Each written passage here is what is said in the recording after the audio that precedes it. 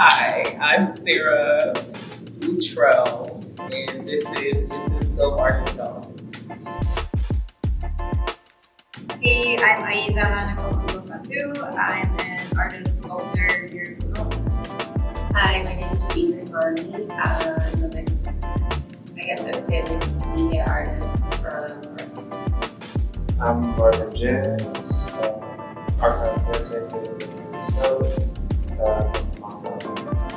My name is Brandon Zarif, aka Zarf.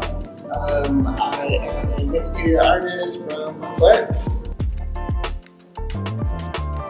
We're going to start this off with some intentions. So, with me interviewing you all today, a lot of my curiosities are just around hopefully inspiring, other people through this that are on their artistic journeys to figure out different ways to express themselves, how to bring it outward.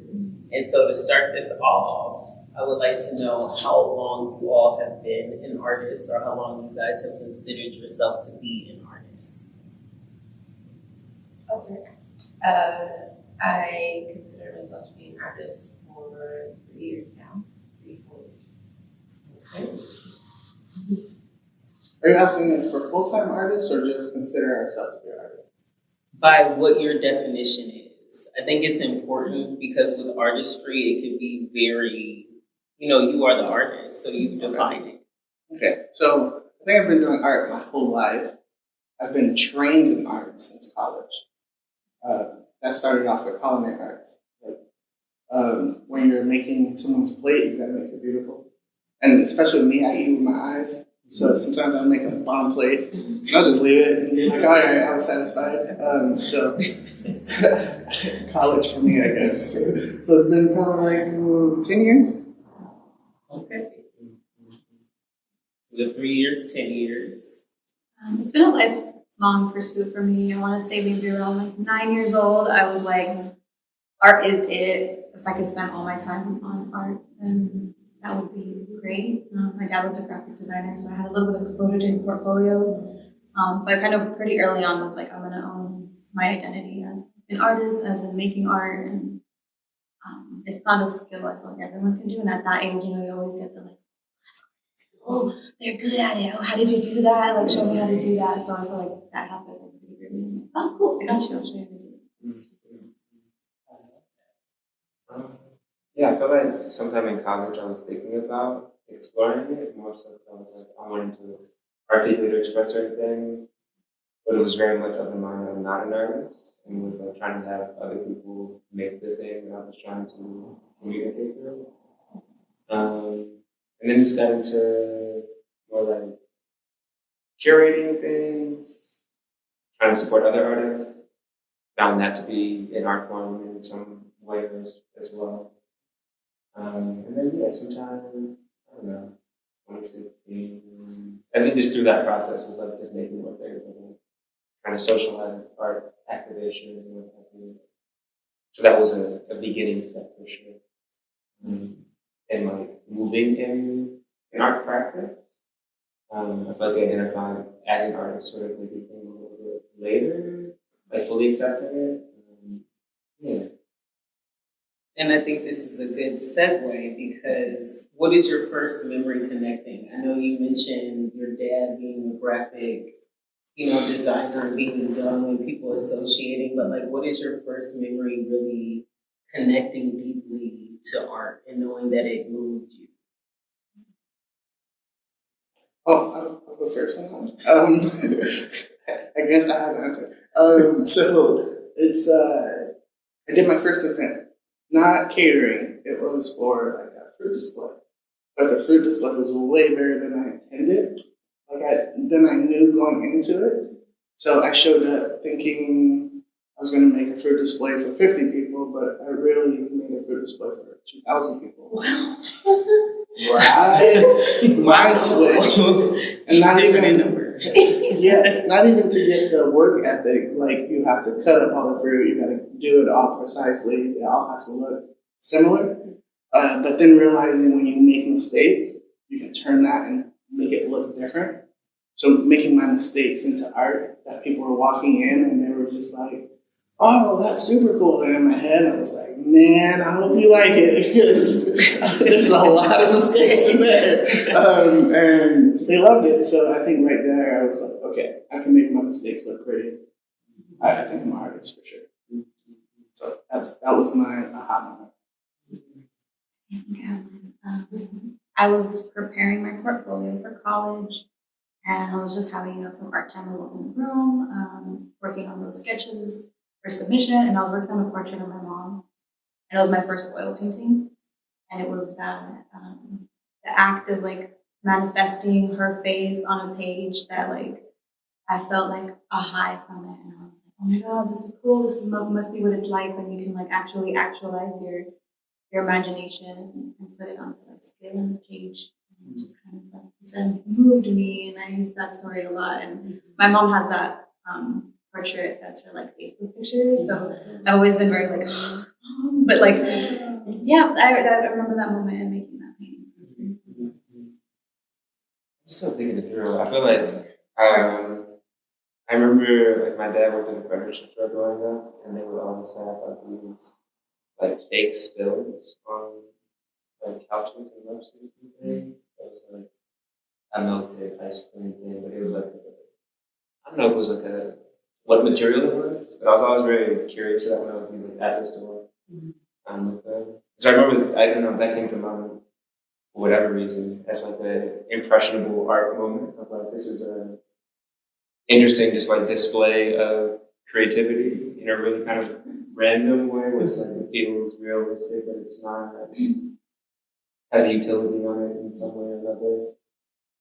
I don't know, I feel like there's a lot of like those small moments of just like observing life and just like seeing creativity employed in places where it maybe wouldn't otherwise be considered like useful to be in those spaces. So yeah, that came up.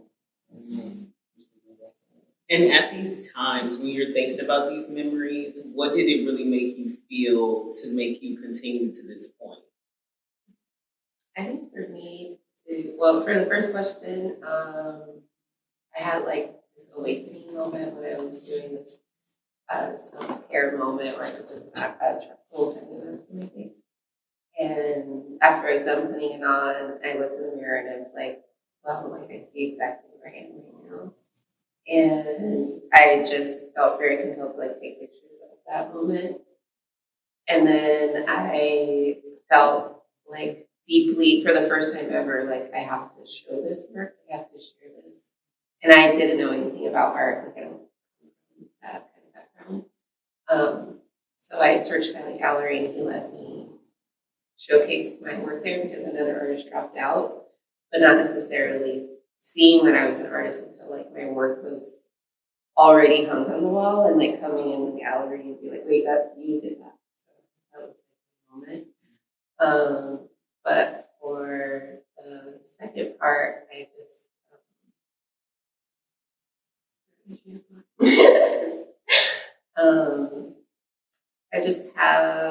it's just like having like this awareness now of who you are, who I am. I can look back and see like moments in childhood where it's like, oh, that was artful. That was like what artists do, because now I'm around artists and I hear like how we all talk like, oh, I saw this flower and I took the petals and made it into something else. You know, it's like a different way of thinking and seeing.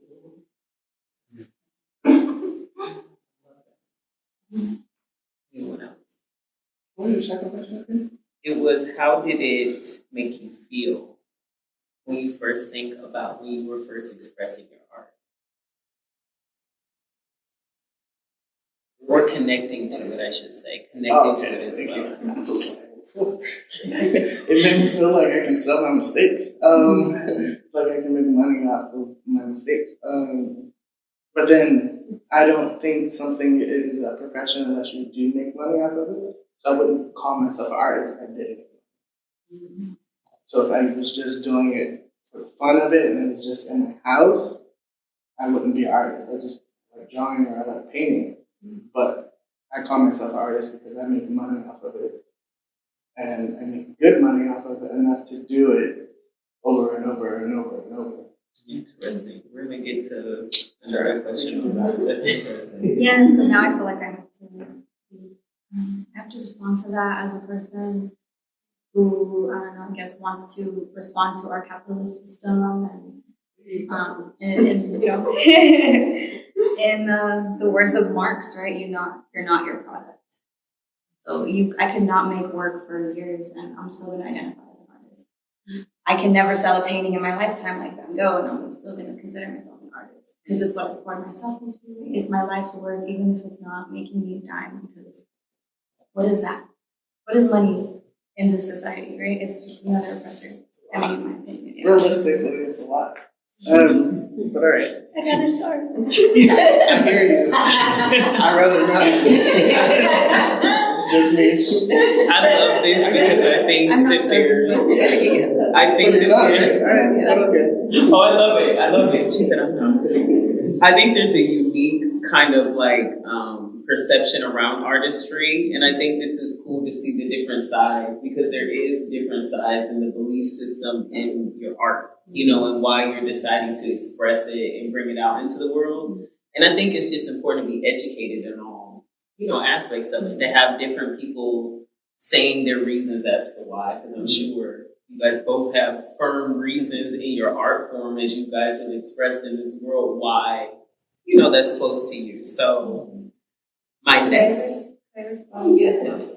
I would say for myself, I believe that I'm an artist and that's it. And because I'm an artist living my truth, like building my faith into my art, it blesses me with monetary or collaboration, meeting new people, all kinds of ways. It's not just monetary. So for me, it's like, because I am doing like who I am, you like attract good. So it doesn't, for me, it doesn't have to be monetary necessarily. You guys come back. I like that. No, I'm just telling you what I feel about it. I just feel like it's more.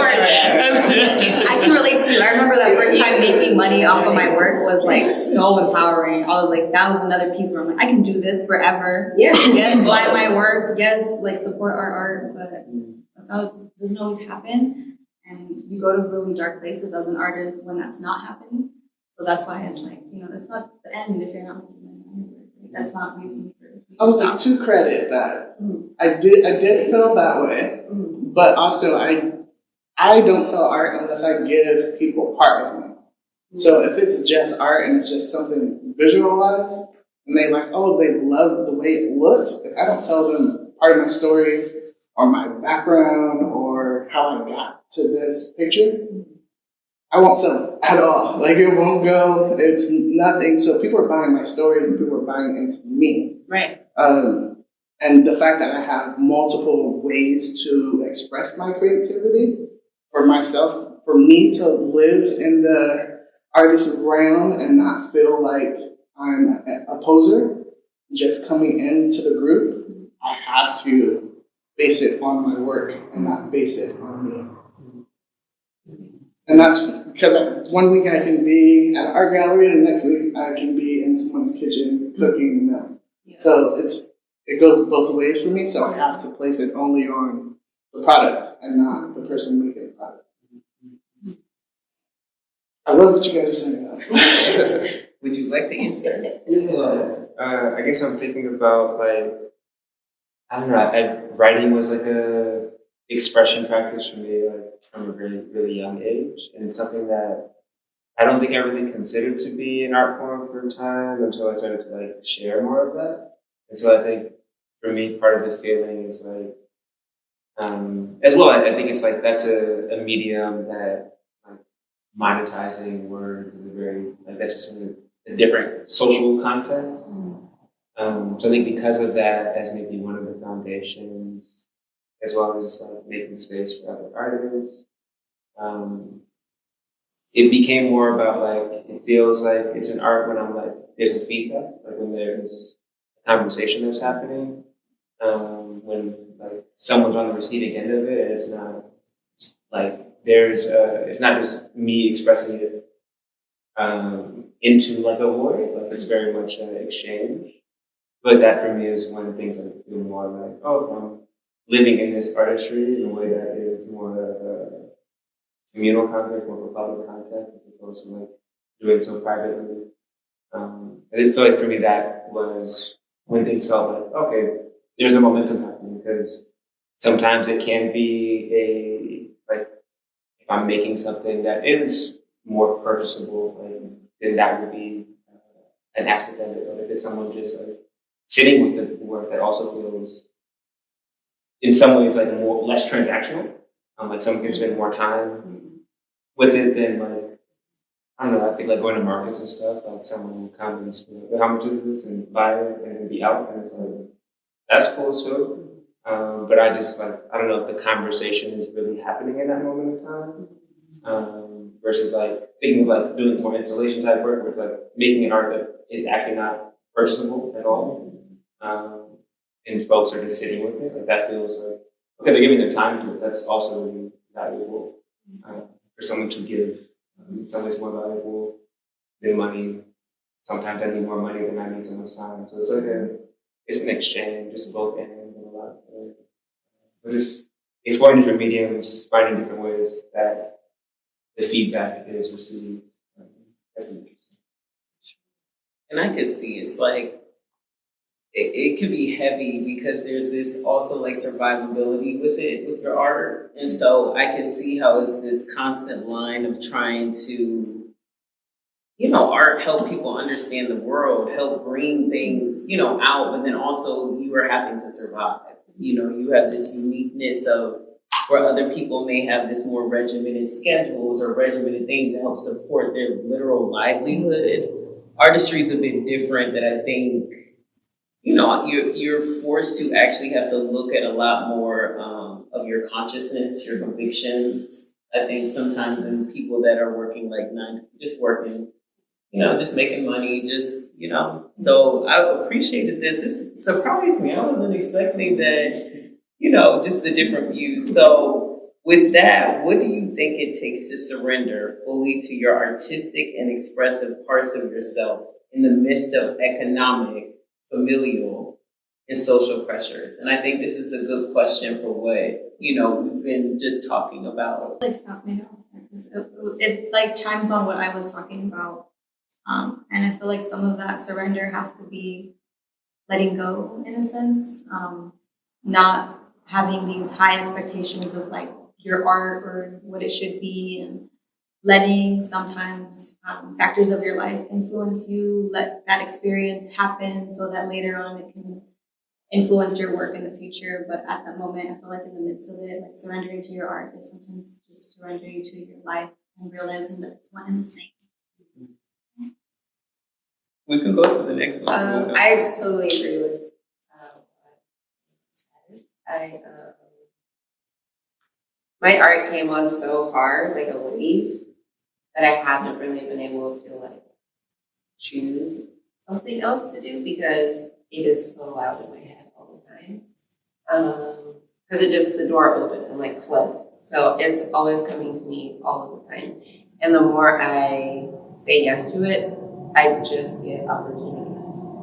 Literally, it's just happening. I hardly ever look or like, can I do this? I just see it, and then it's like there's some kind of connection, and it just happens. So I don't really see it as a separate either. It's just the way I was being. So everything I do is art, and I'm also a barista. That's art all day long. Making coffee. Wow. I do sound and like language. body work. Yeah. I did body work and sound before. I didn't consider it to be art, but now I see it as art, and it is art. So it's just all of it. With your art, have you guys faced a lot of criticism when deciding that you wanted to express it outwardly? And if so, how did you deal with the criticism when you decided to consistently decide that you were going to be an artist and move forward with what was speaking so loudly to your soul? Well, I wanted to be an artist for a long time. But in LA, I didn't see artists. Like, the only people I saw was like somebody selling prints on at the gas station or something. And it would be expensive, but at that point, you'd just be like, yeah, how much does the real stuff cost? And I just never put two and two together that you can even make that work. So my first thing was just to go to college, get a career, figure out the career, work my career, and then work out a way to come back into being an artist. And luckily, I chose something, again, surrounding art. I got to take fashion classes to become a chef, or I had to learn how to manage an entire room. And it's just multiple skills just adding on top of art, because when you vend or when you go to galleries, you're working with like 30 different artists, and there's only one person that's bringing all those people together. So it's really up to you to go out and network and talk to people. Like, nobody's going to introduce you unless you know somebody. But when you're first starting, you don't really know anybody walking into those rooms. So having that training lead up to it did help me. But that I didn't start early on because I was scared that I couldn't make it work. I didn't see it possible. So starting off later, it's working out now. That wasn't really socialized into pursuing art as a career. Like that was not an option on the menu, as far as I was concerned. And then as well, I didn't really see myself as an artist. It was just clear that, okay, there's certain things I wanted to sort of talk about. Art feels like a medium to maybe do that. I don't know where to begin. So I'm going to figure out how to get a job, get a place to live, and sort of get situated. And I think in the process of trying to explore art, a lot of the criticism or critique, it was just how am I working myself through the sense of I don't have these skills, I don't know how to do this. I'm just figuring it out in real time. Giving myself, creating the conditions where I can have the time to experiment and try things out and make mistakes and figure out how am I going to accept these mistakes and move through that and still share things, even if they're not perfect or how I'm envisioning it entirely. So I feel like there was a lot of that was the initial layer of criticism that was for me to work through, more so than an external layer. So I feel like that was the bulk of it. I think about that word criticism. The first person I think about is myself, and that inner critic, and how loud that can be, as well as imposter syndrome. I feel like, other than that, the art world itself has been very competitive. So I've had to learn how to talk to that inner critic and show it its truth, right? This is who you are, right? Kind of dance to the beat of your own drum, and let go of the comparison to others, right? Because it's going to look different for everybody. So I've really been determined to work in the arts, teach the arts, live in art spaces, and act from there and be able to work with the community through there. And that's been what keeps me going, right? I saw my parents work jobs that they didn't resonate with, possibly work their bodies into the ground, right? And I feel like a lot of us see that with the older generation, so that I made it a point to be I'm gonna work where I want to because they couldn't. And I'm gonna be very stubborn with that. So I make it a point to, I guess,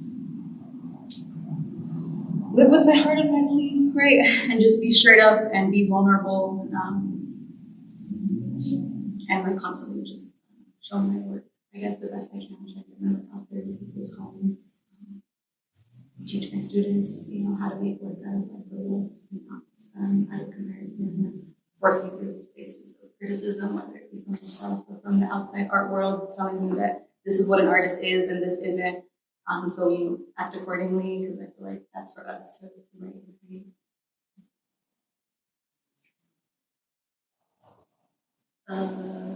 So when you said the word criticism, I don't necessarily have that in my circle right now, but I do see childhood growing up me artist, and my mom just taking it away every time. So I feel like that definitely played a part, or plays a part, now that I am an artist and I make something and I want to chuck it. But I usually will just show it anyway, because my art is not necessarily like normal run of the mill kind of stuff. It's kind of weird. It's pretty dark. So yeah, so sometimes, you have like a flow of consciousness, you make it, you're not really you're like in the moment, so you like see the whole thing after it's done. You're like, well, like that makes me uncomfortable. I don't really get that. Yeah, so putting it out there is a little bit, it's definitely coming from like a very like exposed or vulnerable state, but I do see that as a strength. So I usually am able to like push through. And how do you feel after you do that? Like when you fight through that? Oh, I feel better, and I just go to the next thing. Yeah. Yes. Thankfully, it's getting shorter and shorter, because I'm working to not have the inner critic be the loudest person in my head. It's I want me to be the loudest person. So that's why I'm just putting it out. Because I don't come from an art background. I didn't go to school. I don't know all of the words, you know what I mean? So I don't have a lot of the stuff of like, this is how art should be, this is what you should do, whatever. So it is freeing for me in a way. Right. I was going to say, do you see that as a blessing? Yeah. To not have that, some of the restrictions. Yeah. The conformity Yes. aspect. It's like you're really inhibiting, like, I'm free. Yeah. I love that. How has your journey been affirmed in your ability to step into freedoms that you may have not been initially invited to have access to? Well, I gotta say it. I get more money, so the money gets me to more places. Right. Because vending costs money. I didn't realize that when I started. Some places are free and a lot of places are free. But if you're going on the higher prices, I've done the highest vending was $350. But that means you're going into the event trying to make that back. And that is stressful. But once that is gone, you're like, oh, this is amazing. But it's more of the more money I make, the more I'm able to travel, go more places, and meet new people that are going to invite me out to those places that they're used to, that I'm not used to, and I have to, again, have enough money to be there. But yeah, money has changed that for me in the art world. And again, I've only been selling art for 6 months, so.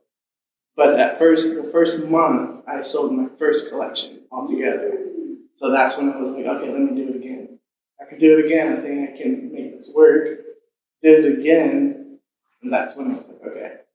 And then I was I'm able to travel and go places and have spots in LA gallery.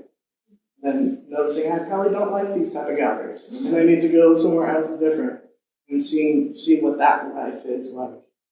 So yeah, moving around, I think that takes money to do. You can do it with your art, but then that takes relationships. That's time, which is money again. I'd rather spend my money than to exalt all my time into people that are going to take me places. And so these places that you now have access to, was it what you were expecting? It was what I was expecting because I'm making my return back. Mm-hmm. As in, I put in a good amount of money to get there, but I'm getting a good return back to know that I can go to my next place rather than having to stay there and figure it out still. Mm-hmm. Yeah, so it's still allowing me to move, and it's not keeping me prohibited to areas. So that's my main focus. Mine is more internal. This is like documenting my internal process of like fully understanding and connecting with who I am. So I came from a very, very abusive upbringing. So there's like a disembodiment.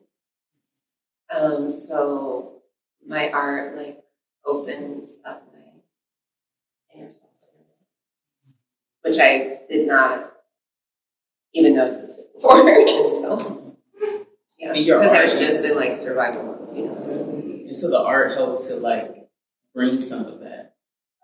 It took me away from like surviving, but more into like an understanding of what happened, how it has affected me, but how I can also move it in a direction that is like a great resource to me. And then also connect with other people who, go through the same kinds of things and like bonding and like building community in that way. But it's just really opened up my Yeah. Would you like to answer? Yeah, it's hard. I'm like, I don't even feel like I'm at the freedom yet. So I was trying to think of it like more in a spiritual sense. But okay, so I put my money where my mouth was, right? I went to like one of the major art universities, and it stifled creativity. And I feel like I hear this over and over and over again. I didn't even make work when I left because my inner critic, right, was so like, it needs to be conceptual. It needs to be this. This has to be this. So, I mean, I took my creativity and that piece of paper that had a nice name on it, and I was like, well, with this, I can get into any arts organization, right? So let's do that. And I've been working intrinsically, right, through my students and stuff. And it took a while and a lot of like broken dreams, like reality, like this is really what it's like out here. In terms of like grants and funding and who's going to pay for the arts and, oh, that's your idea, that's visionary, it's beautiful, how are we going to fund it, who's going to pay for it? So just shattered dreams everywhere, and I'm like, okay, now what, right? Now what, God, what are we going to do next? Because so then it hasn't been like freedom, it's been like war for the spirit, war for creativity, and moving forward in that. So I haven't hit the money spot or the freedom yet, so I guess we could talk. Where I'm in it for like, let's have arts for our community. It's something that we can heal. We can work with our inner person, our spirit, right? But I feel like even as a society, like we're not even there yet.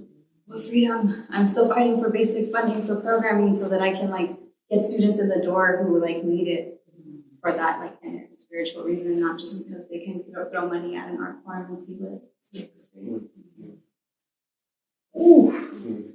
That's you. That was a big one. To that. Okay, so I do art for the feeling and express myself, but I don't believe that all the art that I express myself, I need to sell. So if I'm making art to sell, and if I'm making art to express myself, two totally different places. So if I have a work hour or a work shift in a week, I have 2 days where I'm working on creations for primarily only for selling. I'm only thinking about money. That's the only thing I'm thinking about. Then I have canvases that I touch I'm not allowed to sell that are specifically for me to get out whatever I need to get out. So I do believe that is a strong thing to do as an artist in general. Like it needs to happen. But it also, I'm a capitalist, so I do see the money in things.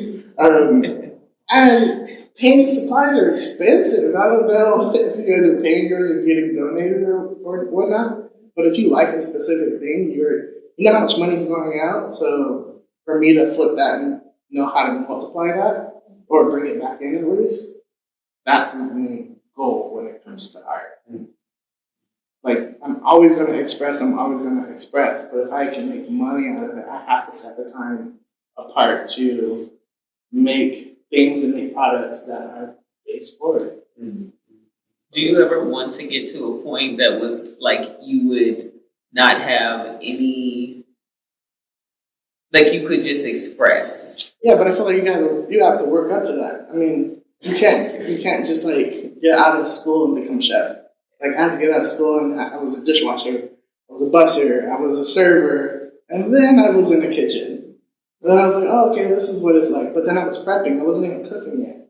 Then I had to prep, and then I had to learn all the stations. And then I was able to be on the line. That took a lot of my time. I had to pay my dues, that's what it's called. I had to pay my dues. So as an artist, I feel like that's paying my dues. The more people that have my paintings and my products in their house, when I just express myself, those people are going to go out and love it, and that's going to give me my word of mouth. I'm not going to get that any other way if I'm just in my room expressing my art and I'm not selling it at all. Because there's tons of Instagrams that do it all the time. So I feel like it has to be both put together, not just Let's see your a passion. balance. Yeah. Your balance in it. That makes sense. Yeah, everything I was saying is really relatable, and like the both and of it is a real thing. Yeah, I feel like for myself, like art has been a medium to, I don't know, to be situated in a really like critical, like very critical of the context that we're like, navigating in. I feel like art has been a nice way in which to like voice a lot of those critiques, as well as just I don't know, finding ways to do so and sharing those critiques, like sort of broadly with community as well. I think it's given me a lot of space to like ask a lot of questions about. So I'm not familiar with the art industry. I've like sort of grown familiar with it by trying to navigate or like sneak my way into it or like find a way out of it. Or, like, what is the conditioning that exists there? So I feel like as an artist as well, like that feels like part of the arts practice is like figuring out how one's wanting to relate to that like ecosystem.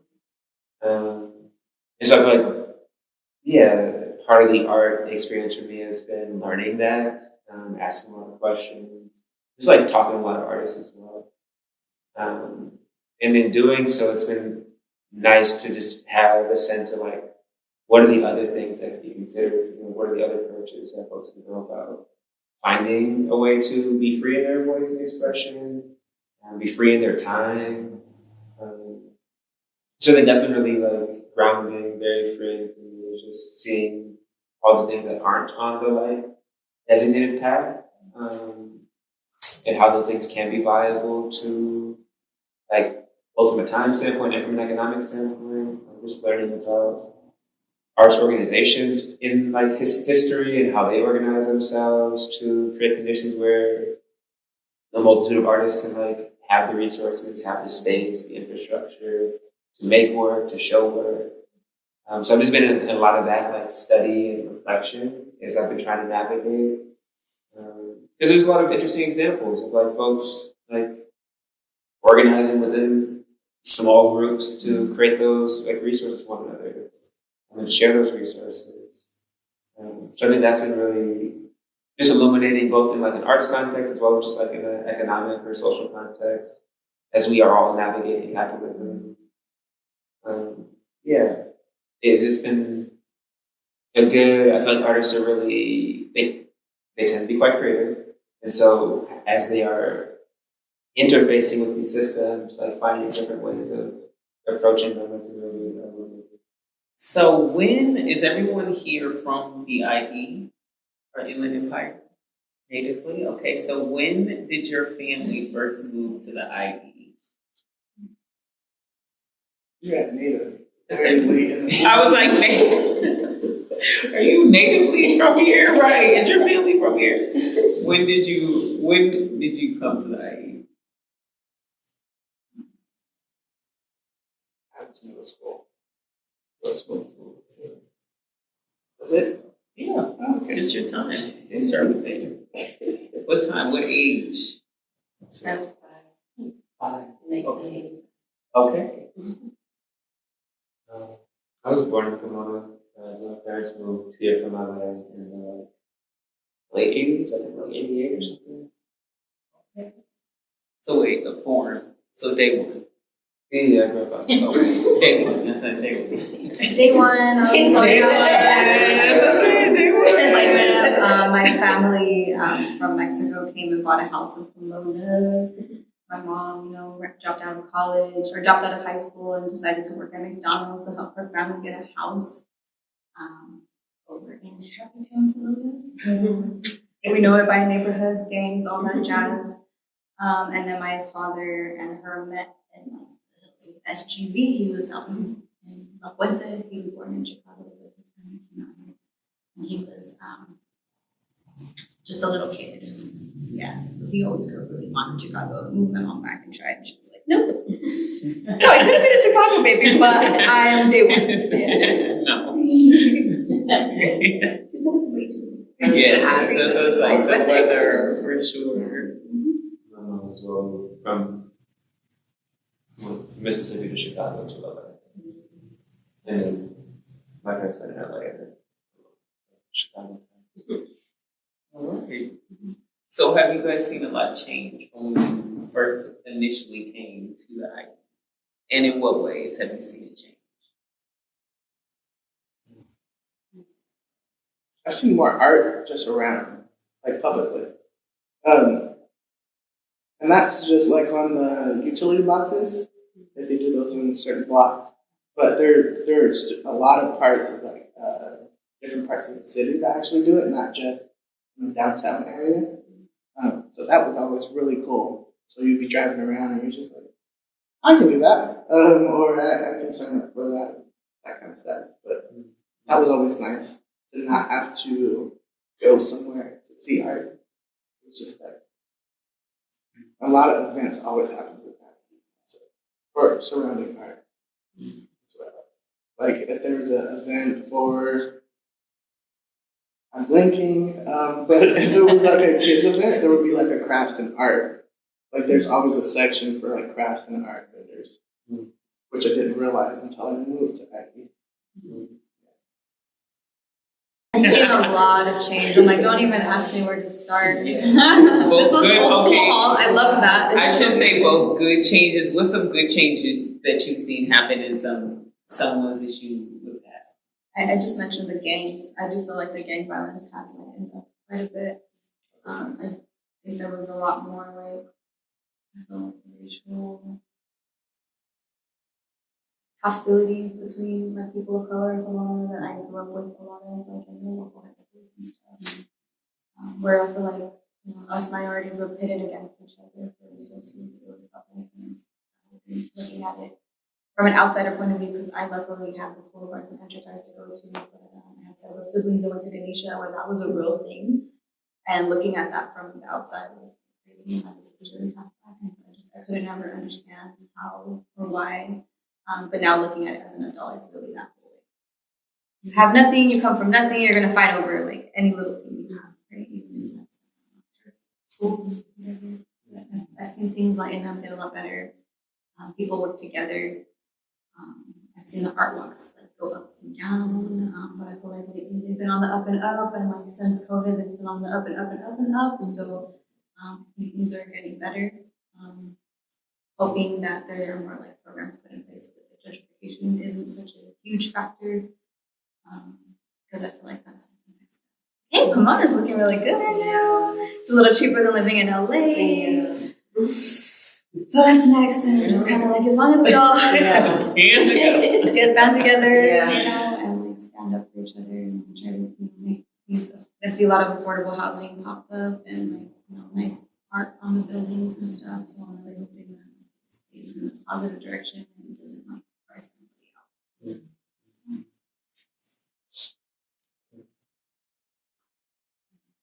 I think I've seen the waves and ups and downs.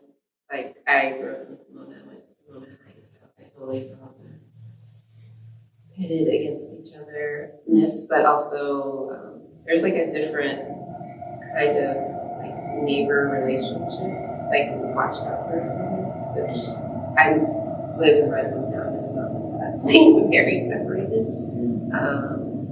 And then obviously with COVID, like the rise of art, like Riverside is covered with murals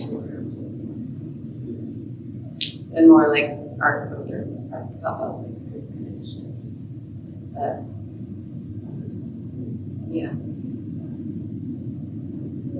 I feel like growing up here, I was in sports mostly, so I wasn't really super tuned to what was happening in our world. It felt like, from my experience, it wasn't a whole lot happening. Probably my bias was like sports was dominated most of my experience as a young person here. And I was drawn to LA. I felt like there was more arts things or just like music things happening there. And so yeah, I was like the neighbors where I grew up in Pomona, like I was cool with them. Most of my experiences were around sports or like bikes or just like running around being kids and stuff. And then moved to LA when I was really young. Like when I was 17, sort of like stayed there for some time. I didn't have a lot of like stimulation. I feel like what could stimulate me in IE was things I probably shouldn't have been doing. And so I was like, I was able to see that. And I was like, I should probably just like, I don't know, figure out something to like occupy my time. That maybe can be a little constructive. And yeah, and like my first job was out in Redlands. I was working at a warehouse unloading furniture from trucks. So I was like, okay, I was like, I don't know what like work opportunities I may find if I stay here. Like this is not sustainable for me personally. So I was like, I'm gonna have to go to school and like try to figure something out. Landed back in Pomona like in 2020. Not like very sort of happenstance. Wasn't intending to stay for as long as I ended up staying. But the pandemic was a good context. I just like ground myself here and just like good spot for some social distancing.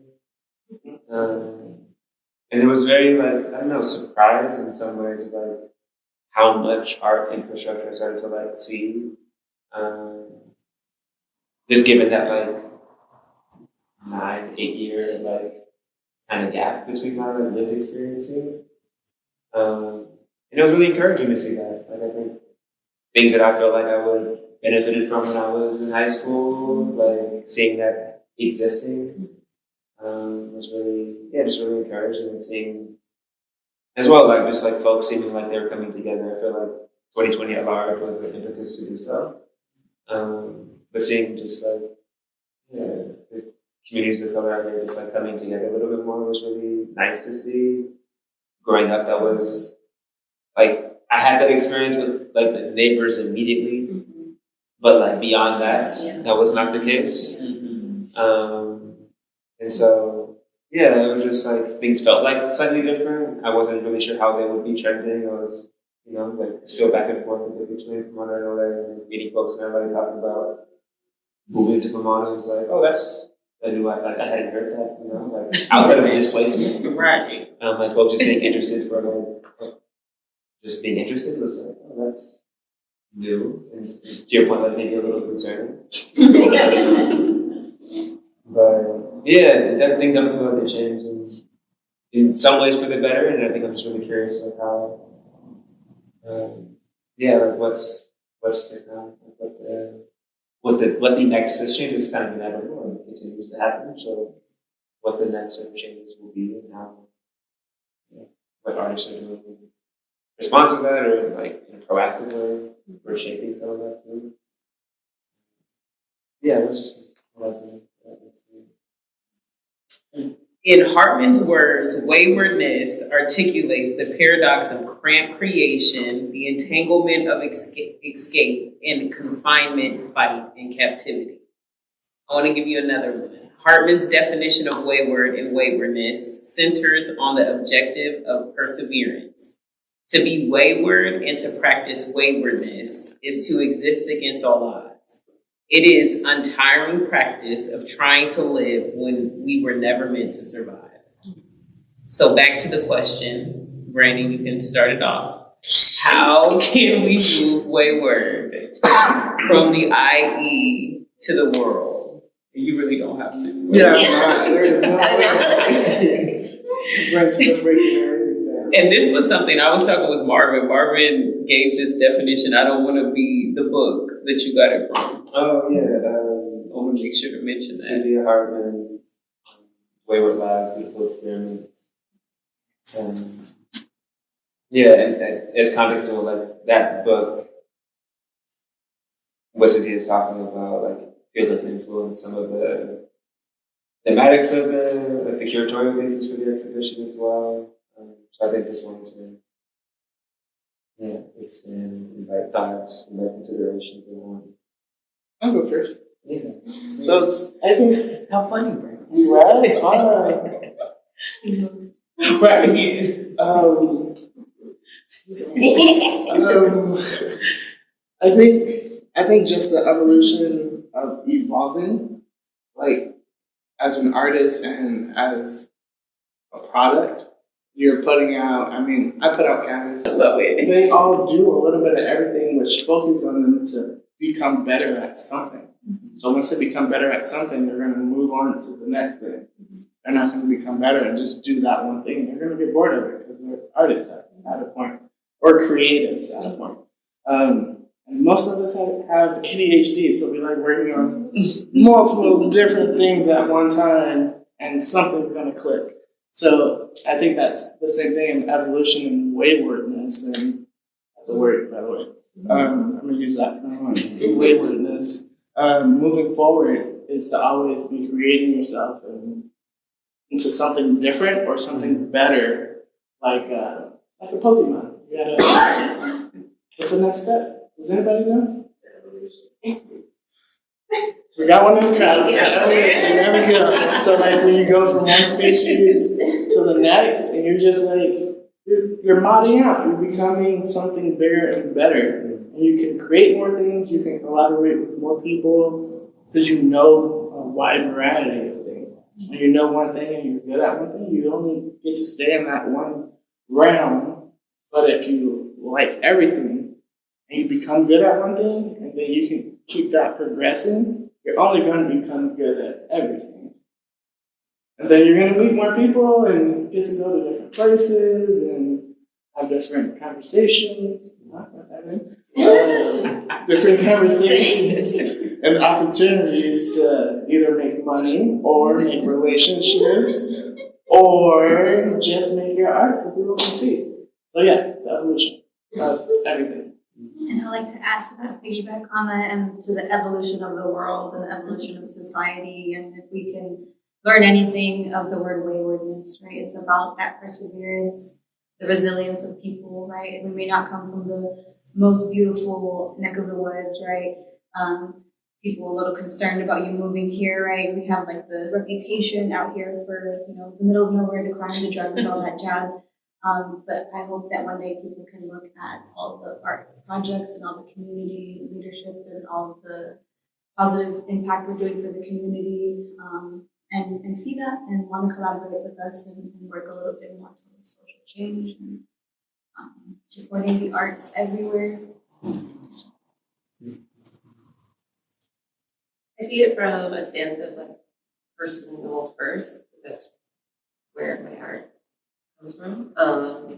So focusing on like the waywardness of myself, and the more in alignment I come, the more I like, or as I learn more about like myself spiritually, I share that with others, and I feel like that like initiates a wave because then they're also more conscious of their feelings and thoughts. Because I think if you like can deeply understand what you actually think and feel, you not like all the tapes that come in your head from like your parents and society and stuff, just you, then you can actively affect change in the way that you want. So like inward out. And then also focusing more on community, having more spaces for, or finding more spaces for artists to inhabit, so they can show themselves to the world, and the onlookers also see that whether they get to have a conversation or not with the artist, you have an impact when you see an image. And if you are in tune with yourself, you can understand what you are seeing. So it just, I just start with myself. I think I'm a vertical ID and not like seeing as much art or not really seeing it as an option. And, I think it invited me to like try to develop some other skills and like try to get acclimated in some other ways. The lack of resource or support brought in some creativity about how this is going to be approached. And so I think like having that as about that foundation in some way, like that resourcefulness,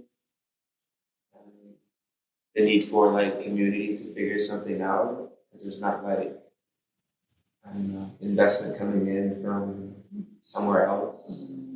I think it's a good skill. It's a good skill to have that like ability to like, co-create and generate from seemingly like what can be perceived as a lot. Sort of finding the abundance in that is necessary. So I think about that.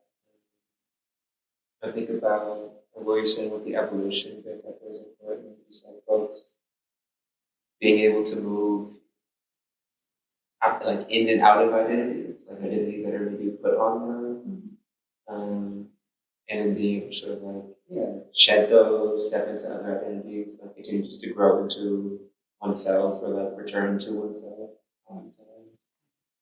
It's how it feels personally, which also feels really necessary. Yeah, within an arts context, within just like a living context, being able to maintain a sense of self and know that, and also like not be fixed on that, like being able to allow that to adjust as you step into other seasons of life, or just like the world changes, and how do I need to show up differently as a result of that. There's considerations, things that growing up here has supported me in like having a elasticity with identity in that way. Yeah, and that feels.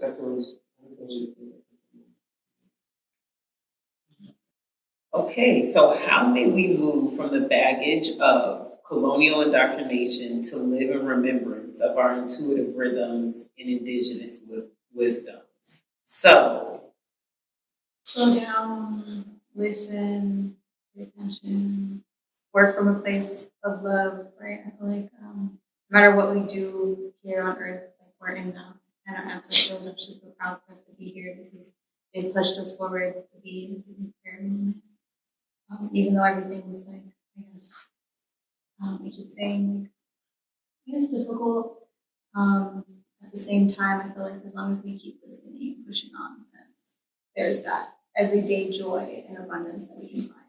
Like finding time together, right? Finding time to have these conversations, creating spaces like this, and celebrating all those small victories. Because along that way is where we'll get it's all like a scavenger hunt, right? We'll get the clue to the next thing as long as we just keep staying in alignment. I think I've heard a lot of good words from everyone on that. Me personally, I do a lot of meditation.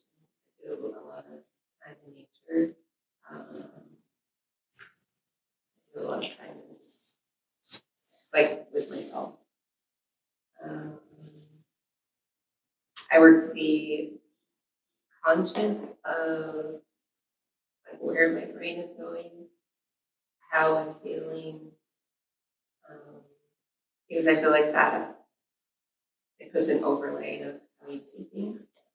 So if I can see the overlay, I either can take it off or I can do it. That's how I see it. I think that comes in my work because I use a lot of acetate prints that I see through. I've taken a lot of time with like therapy, and I've used plant medicines because I was diagnosed with complex PTSD. So it's kind of like a soldier coming out of war, and having it like it felt like I was living like a shaky life before. So like talk therapy, sound therapy, body work, all those things, working on myself and others, it just makes me become more grounded. And I think being aware of being grounded, I am in direct contact with my ancestor things, leaving, because the meditation opens up space in my brain, so I can like hear myself think. And when I hear myself think, I hear my ancestors think. So I think knowing that I have that direct connection to my ancestors and nature, just Yeah. I feel like the silence is a big one. Taking space for that. I find it hard to do in LA. There's so much happening all the time. It feels like by design. Like there's a bevy of distractions. Between the phone, between a lot of it, just finding space for silence and stillness was I think that's about. To be able to see what's happening, to be able to like, process all that's happening all the time. It feels really helpful. I think conversations like these personally do a lot for me. Very much learning is a social like act. So these spaces, I think as well spaces where there's not like it's important where not everyone is having the same thought or there's like working towards consensus feels really important. Like, things that maybe feel like disagreement or conflict are really important to us as well. Just to be able to like see the multitude of perspectives and what's informing them. That's a lot. Nature, proximity to land, feels like it does a lot. Trees, I'm grateful for my parents' house for that, and just being able to have access to like outside space. It's important. Feels like increasingly a luxury, which is really wild. It's like it's just there all the time, but like also removed all the time. So trying to find ways to reconnect to that. Spend more time there. I'd be curious if it's not medicine to have an indulge myself. Definitely key to learning more. Use a good tool. What else? I don't know, just movement in general. Like, we doing some Tai Chi earlier, but the house was facilitating. So like, that feels like just all of those things feel like they just get you back into the body.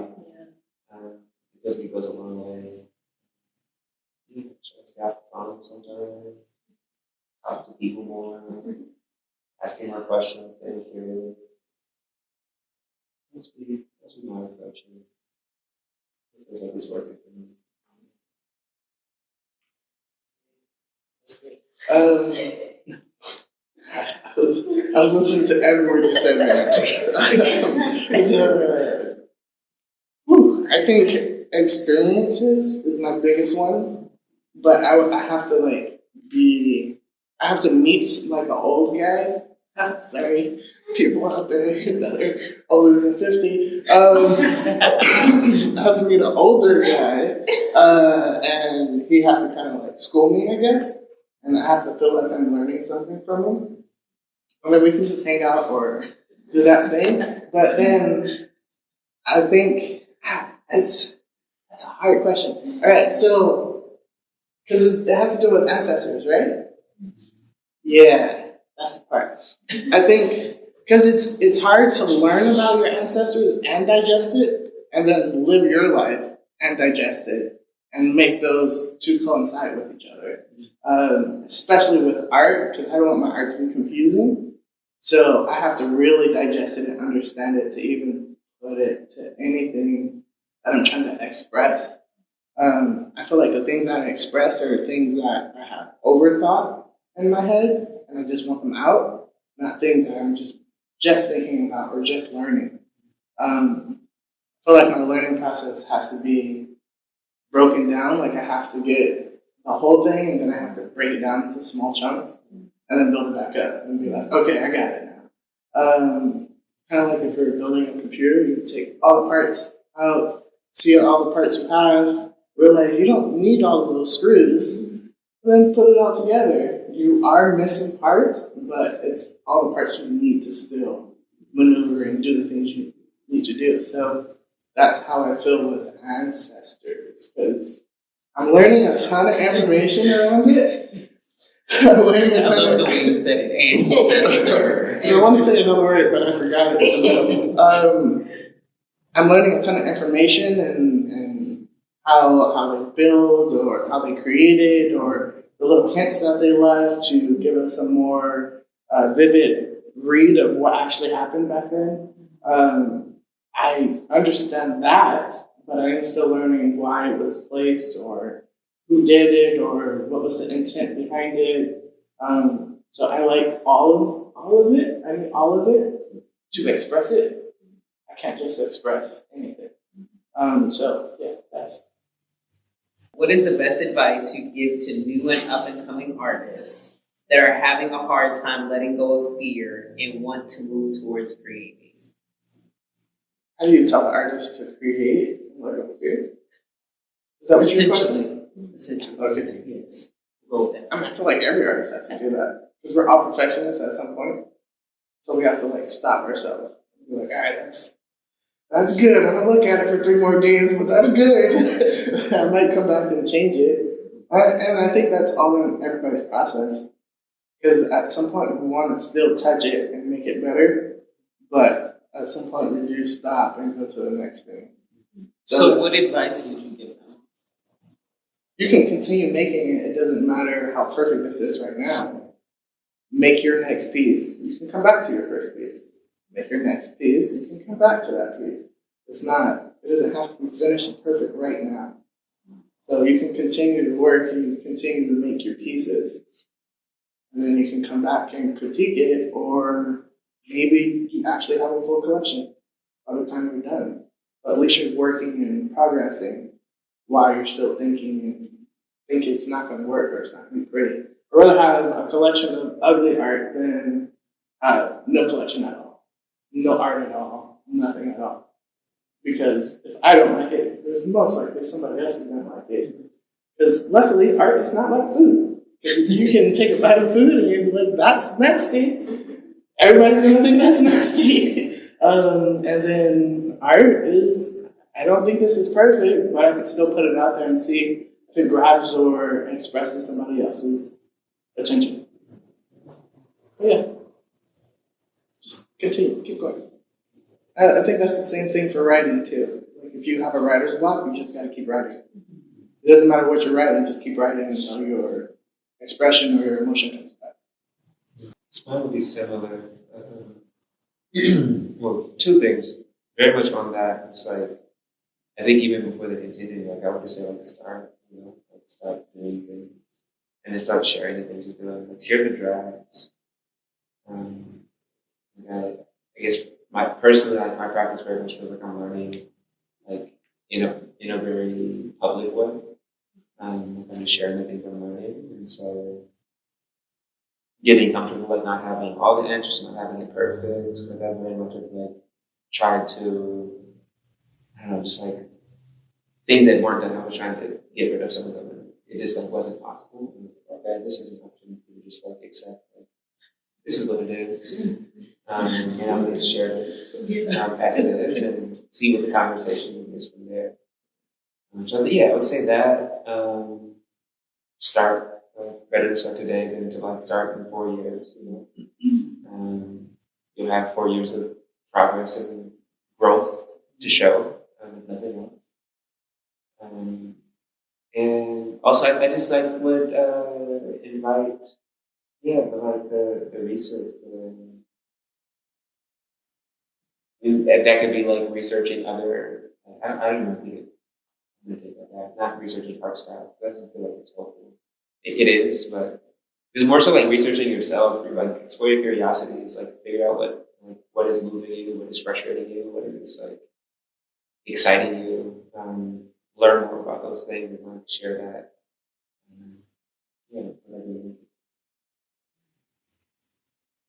I would say to remember that art is malleable. So whatever you make can always be changed later. So just make it now.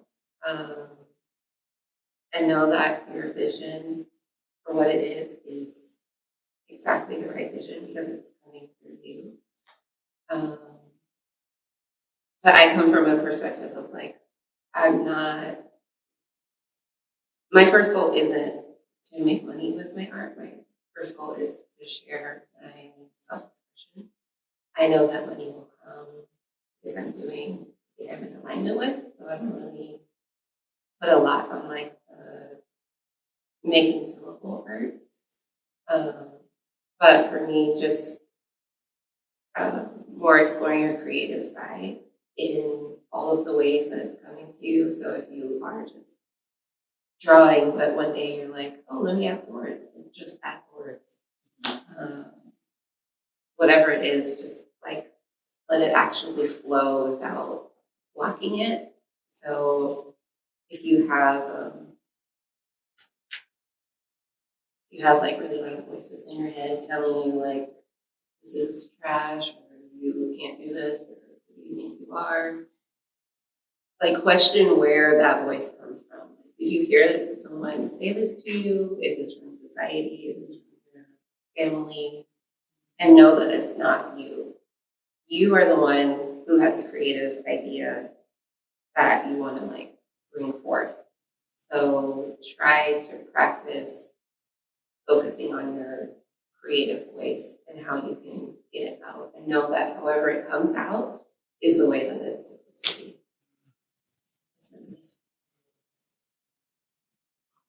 I would say use the art like as a tool that it's meant to be used as. Use it to heal, use it to explore yourself, use it to explore the material and medium. Most importantly, have fun. I feel like a lot of artists forget to have fun. Like they forget why they got like into it in the first place, right? Now forget that initial fun, the joy, the flow. But at the same time, I also want to encourage people to share their work with the world, because you could be someone else's muse or inspiration who's also like living in fear.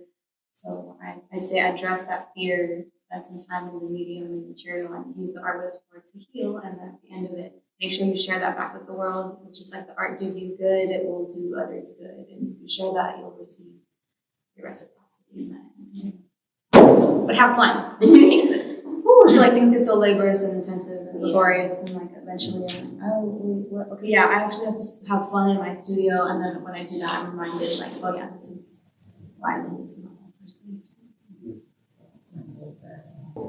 Help curate, yes, help curate. But I appreciate your guys' time, and hopefully this helps to inspire other people to not be afraid, go ahead and express themselves. I love the diversity of thought. I think that's very important because it helps you to, Alta says learning comes in stages. So like that is very big for me. It's understanding that with this, it comes in stages, and I know this will inspire people to, continue to express themselves. So thank you all. Appreciate your time. So, Yeah.